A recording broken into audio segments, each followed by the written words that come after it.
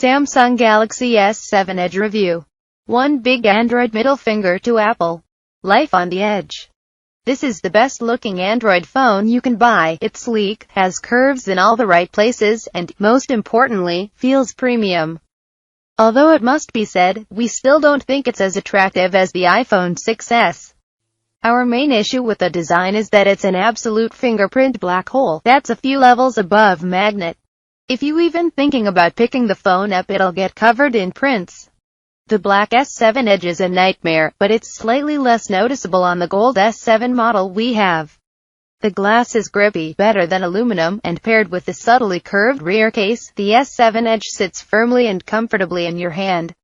It's larger than last year's phone with a 5.5-inch display, up from 5.1-inches.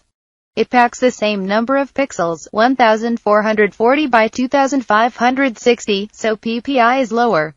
But in reality, this doesn't make a difference. The screen is probably the best we've seen on a smartphone, especially in terms of brightness and contrast. On the rear of the device, you'll find the camera and flash heart rate blood oxygen stress sensor.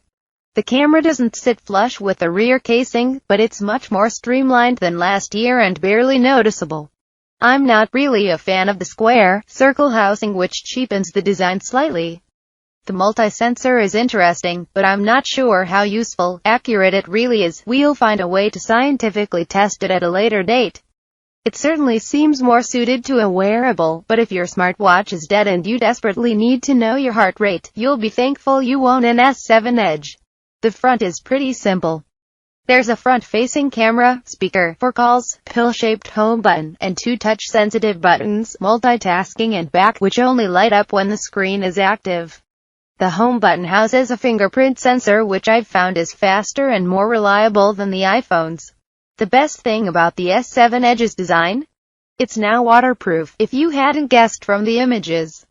Fully waterproof as well, categorized as IP68, enabling it to be dunked in water for up to 30 minutes at a depth of 1.5 meters. Take it swimming if you want. It features a micro charging port, not a USB-C. Opinions divided whether this is positive or not. But I'm thankful I don't have to start carrying another cable around. There's only a single speaker along the bottom edge of the device. It's loud and clear, but lacks punch. Speed demon specs. The Samsung Galaxy S7 is blazing fast. The flash levels of fast. Like, if this was a cartoon, it would travel everywhere in a mini tornado. It's that fast.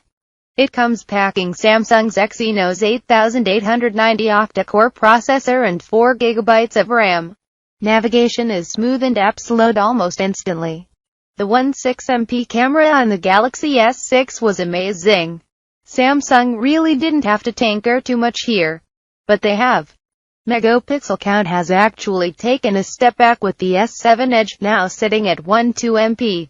Don't worry though, the S7 Edge camera still packs a mighty punch. It's without doubt one of the best on a smartphone.